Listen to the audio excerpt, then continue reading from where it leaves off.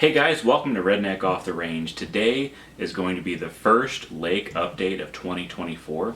I know we're already over halfway through the year, but I wanted to wait on a few things to happen before I gave my first update, and I just haven't had much time lately since those things have occurred. So I've been doing lake updates for the lake out at the farm for a couple of years now because there was the great fish apocalypse of 2022, as I call it. And if you don't know what that is, go check out some of my older videos. But basically, there was a giant fish kill, and we've been restocking the lake and adding new species to the lake to give it more variety, more different species of fish that you can catch. So this is going to be the first update of 2024. So I'm basically just going to go through all the different species that we have and how they're doing, because there is some good news and some bad news, and I'll talk about some stuff that I want to do to help the situation.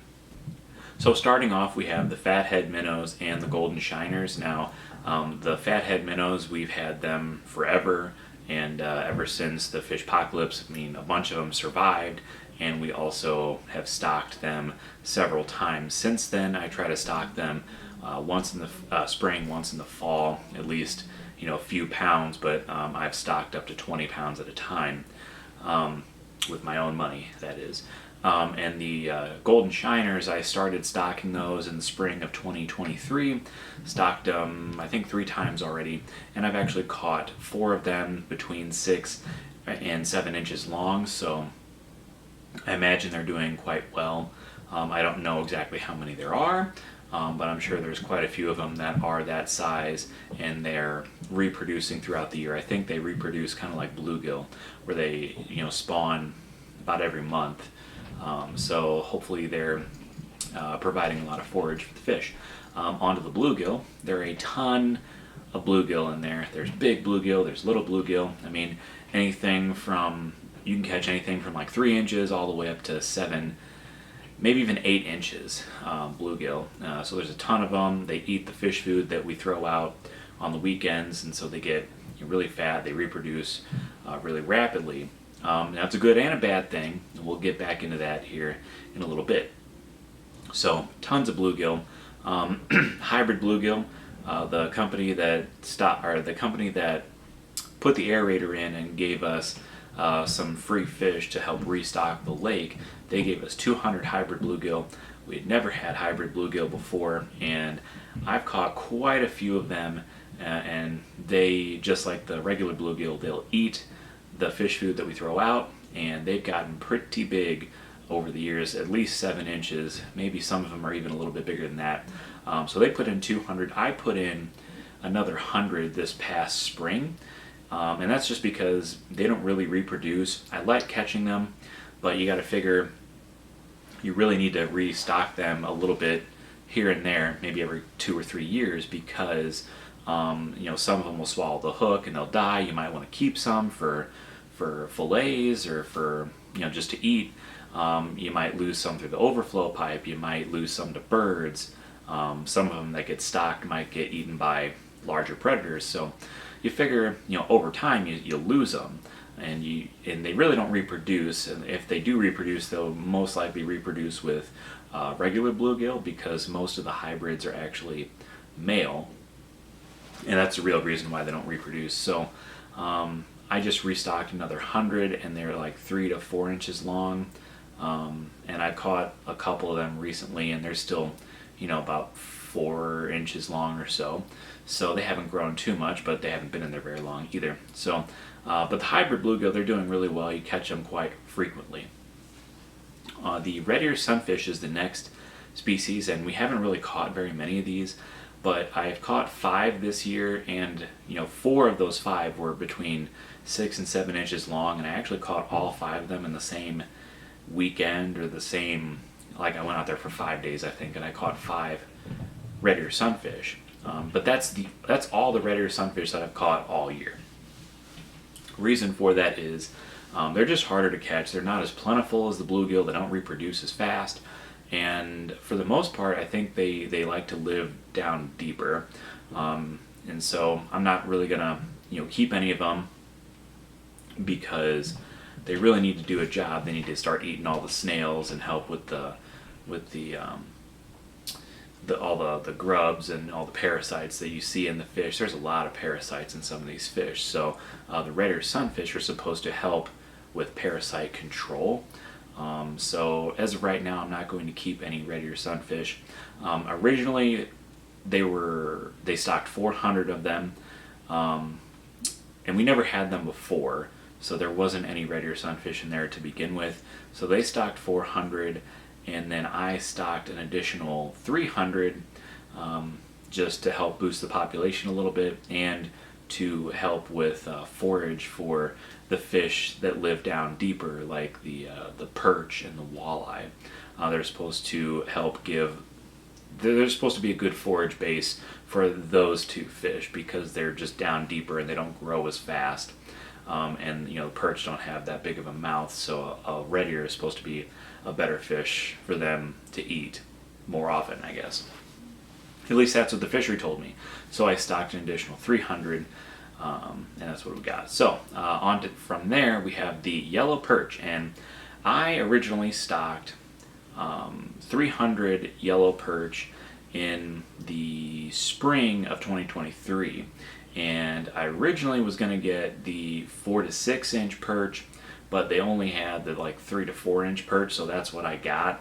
I saved a bunch of money, but I got fish that were smaller than I wanted. I have no idea how many of those survived, just because I never caught any of them. I hadn't caught any perch until I stocked them again in the fall, and I put in another 150, and these were 6 to 8 inch, and I've caught quite a few of them, and some of them have been pretty healthy, and most of them have actually been pretty skinny. And I think that has to do with the larger populations of some of the other fish species that were already in the lake. And so we're going to start to do a little population control. We'll talk about that here in just a minute. And hopefully that will help the perch fatten up. Now, I haven't caught any perch in a while, but that's not really surprising because it's summertime, it's hot, and perch are more of a cold water fish, so they're probably down deeper, while the bluegill and the bass and the crappie and all those are more shallow. So haven't caught one of those in a while, but I do plan on stocking maybe another 50 just to help boost the perch population a little bit, help it take off, and hopefully that'll be it. And hopefully, after the next year or so, they'll start to be a little more self-sustaining. Hopefully with the population control that I'm doing, that they'll fatten up and they'll just be healthier. But only time will tell. This is really just a giant experiment, kind of an expensive experiment, but it's just a giant experiment to see if I can have a not a completely self-sustaining, but more of a self-sustaining population of just a vast species of fish in this 3-acre lake. So those are basically all of the smaller fish. Now on to the larger fish. So we have the largemouth bass, and we lost a bunch of those. They stocked an additional 45 bass that were 6 to 8 inches, and honestly, the 6 to 8 inch range is really all the size bass that you'll catch right now. There are bigger bass in there. I know that there are bass that are 12 and 13, maybe even bigger than that. I know there are big bass in there, bigger bass in there, because I've caught them, I've thrown them back, I've seen them make pretty big splashes, but it's just kind of rare to catch them. And I haven't caught any this year since January. The biggest one I caught was in January, and it was about a foot long. Other than that, I've caught a couple 11 inchers, maybe 11 and a half, I don't know exactly. But they're just few and far between, and that's again goes to the population control. So I'm going to start removing bass that are less than 6 inches long, just to kind of thin out the herd, and hopefully the bigger bass can have more food, more forage to eat, and make them fat and make them longer. And so we'll start to take out some of the smaller bass that are 6 inches and less, and because there's a lot of those in there. And then there's the black crappie. Now the black crappie, they didn't add any more black crappie. We really didn't even need the extra bass, to be honest with you, because they'll just bounce back. A bunch of them survived, but most of them were small, but they'll still bounce back. We really didn't need the 45 additional bass. But they did not give us any crappie, and that was kind of a good thing, because crappie, they generally, they reproduce very rapidly and they can get out of control. A lot of people say don't even stock crappie in the lake. A lake less than 10 acres or whatever. I don't know what they say, but we have had success with crappie in the past, and I think that's mostly because when we added the crappie, they were already going into a population, a body of water that has a large population of larger bass, and so it was easier to control the population. Now that most of the bass are smaller, they're harder to control the population. So I've started to take out any crappie that was like 6 inches or 7 inches or less. I've either cut them up and thrown them back for the catfish to eat, or I've cut the heads off, scaled them and tried frying them up that way. And it's actually pretty good, but you still got all the bones to deal with. But I think I've taken out like 21 crappie so far, but I'm sure there's hundreds of crappie in there that need to be taken out. We'll try to do as many as we can, but there are still big crappie in there. There's quite a few in there that are 10, 11, even 12 inches long. And back before the fish apocalypse, I know I have pictures of crappie that are probably about 13 or 14 inches long. Those are a little more rare, but it wasn't uncommon to catch one 10, 11 inches long. And if you get one 10, 11, even 12 inches long, I think that's a pretty decent crappie for a small lake like this. So, and there are definitely crappie like that in there, but like I said, I'm going to take out the smaller ones so that the perch can, have more forage to eat. They're to, thin out the herd so that the perch can eat more. And in the spring, if the perch are big enough, they can also help combat the crappie population as well. Whenever the crappie spawn again, they can also feast on those little crappie as well. So I don't know, we'll see what happens with this, but I'm definitely going to start taking out more and more crappie to help that population, and as well as the bass and the large bluegill, because the large bluegill, the 7, 6, 7, 8 inch bluegill, they eat a lot of minnows as well, and there's a ton of them. So I've taken out, I don't know, a dozen or so bluegill, but I'll continue taking those out as well, and either filleting them, doing them whole, or just cutting them up and throwing them back for catfish bait. So that's the black crappie, and that's what I'm going to do for the population control, and we'll see how it goes. And hopefully it helps with getting the fish to size a little bit better. Hybrid striped bass. So I stocked 50 hybrid striped bass in the spring, and they were supposed to be 4 to 6 inches long, but I know for a fact that there were some that were at least 7, maybe even close to 8 inches long. So I stocked those about, I don't know, 2.5 months ago, actually probably close to 3 months ago at this point, and I've caught quite a few of them actually, and they're still pretty small, pretty skinny. They haven't been in there very long, but I feel like they should have grown a little more than they have, and that again goes to the population control. But the idea is, with the additional predators of the hybrid striped bass and the walleye, along with the catfish and the largemouth bass, all those species should also help combat the crappie population as well, once they get bigger and can actually eat some of the larger fish. But only time will tell if those fish will actually get big enough to actually make a difference. So for now, we're just doing it manually, I guess you'd say. But anyway, I've caught quite a few of the hybrid striped bass. They must really school together, because it's like when you catch one, you catch like 4, 5, 6 of them at a time. And honestly, most of them I've caught off of the dock and the biggest ones I've caught were about 8 inches, but I've caught some that were about 6 inches. So I guess maybe they've grown a little bit, but not as much as I'd like to see. I really hope that they get to be about a foot long or so by this time next year. But we'll see what happens, and I do plan on stocking more bait fish in the fall to help with that as well, and again in the spring as well. So we'll see what happens there.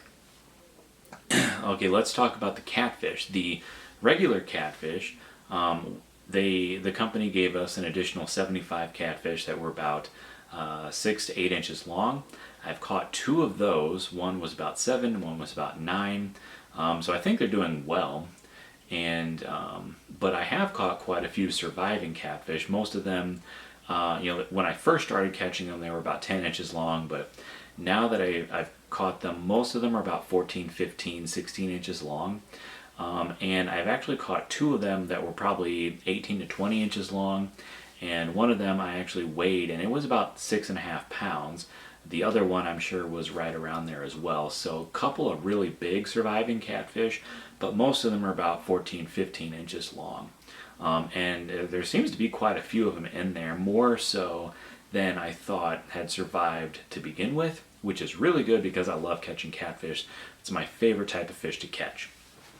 Now for the albino catfish, in the spring of 2023, I stocked 50 of them. They were anywhere from between 4 and 8 inches long, is what I estimate just based off of the pictures that I took. But I've caught 3, and my fiance has caught 1.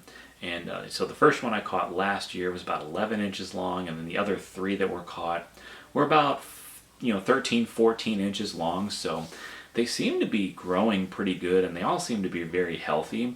And it's just a really fun fish to catch. Every once in a while you just catch an albino catfish, and it's just a real treat to catch one of those. So really cool that we've caught 4 of them already, and it's glad to see that they're all doing well. I feel like the catfish, out of all the fish, all the larger predator fish, are doing the best. And that's good because I like catfish. So, eventually we'll start to keep a few of them here and there, use them for fish fries, stuff like that, and then we'll eventually start stocking more. But I think for right now we have enough catfish in there for fishing for at least the next couple of years until we start to keep them, and then we'll start restocking them more. And I'll, every once in a while I'll get some albinos to add to the mix as well. So, mostly the regular channel catfish, but some albinos to throw in there just because I like catching the albinos. I think it'd be really cool to catch like a big, 10-pound albino catfish one day, but we're a long ways away from that. They definitely have a lot of eating and growing to do. So really the only other fish to talk about is the only fish that I haven't caught yet, and that is the walleye. Now I've stocked 50 walleye in the fall of 2023, and they were between 6 and 8 inches long, or at least that's what I ordered. Most of them seemed to be about 6 inches long, but they were mixed in with the perch, so it was kind of hard to tell if there were any that were bigger than 6 inches long. But I haven't caught any yet, and I feel like that's for 2 reasons. One, they tend, well, I guess for a few reasons, but they tend to be down deep. They're more of a nocturnal fish, but they're also a colder water fish. So in the summertime, they're probably not as active as in the fall or the early spring. So that's why I feel like I haven't caught any yet. On top of the fact that they're just not very big and they don't grow as fast. And if they're anything like the perch, they're probably still pretty skinny, and so they'll probably benefit from taking out a bunch of crappie and a bunch of large bluegill and small bass. So I don't know, I'll probably catch one in the fall, maybe. I have no idea how big they've gotten or if they've even survived. You never know, they might have all died, but I really hope not. I mean, I caught perch all the way up until like the late spring months when the water started to get really warm. But the aeration system should keep the water cooler. Well, I know for a fact that it does, because you stick your hand in the water. It's warm on top, but it starts to get really cold just a few inches below, and I'm sure it gets even colder the deeper you go. So I'm sure it's cold enough for them, but it's just not super common to catch that type of fish this time of year. So, once we get closer to the fall, like September, October, and the water starts to cool down, the days are shorter, I might catch more perch and some walleye as well. But we'll see what happens. And really the only other fish to talk about is the grass carp, and there's really not much to talk about. They stocked 8, and we don't fish for them, we don't target them really, as they're just a working fish. They're supposed to eat all the vegetation, or at least control the vegetation. And we might get a few more just because there seems to be a lot of filamentous algae this year, and so hopefully there's not as much of that next year. And the algae problem has been a whole different thing to deal with, and I just don't have the time to talk about it in this video, but we've been dealing with algae, using algicide and all that. And we use safe algicide, more natural algicide, like the granulated stuff. So it's kind of a pain to actually apply, but it's supposed to be safe for all the fish. So we haven't killed any fish with the algicide or anything like that. But it's just a growing problem. And some days it's better, some days it's not. It just depends on the wind and how much rain there's been. But it's never been like, it's never covered the lake completely. It's never gotten that bad, and we've never allowed it to get that bad. So and also the grass carp that we have in there are probably also helping that as well. But we might put 3, maybe 4 more grass carp in, and just see if it helps any next year. But I don't know, only time will tell. So anyway, that's, I believe, all the species of fish that we have in the lake. Quite a few different species, and different types of fish in general. Like I said, the perch and some of the largemouth bass, and definitely the hybrid striped bass, a lot of them look really skinny. Granted, the hybrid striped bass haven't been in there very long, so they haven't had much time to actually fatten up, but the plan is to just thin out those 3 species of fish that reproduce very rapidly, the crappie, the largemouth bass, and the bluegill, especially the bluegill and the crappie, because they reproduce more rapidly than any other fish. But the bass as well, just because there's a bunch of those in there as well. So I'll just continue. Every time I go out there, I'll take a bucket, try to target the big bluegill, the little crappie, and just see how many I can get, and just see how it affects the other fish over the course of this year. So we'll see what happens, but this video is already pretty long, so I'm just going to end it here. So subscribe to my channel, and until next time, be safe.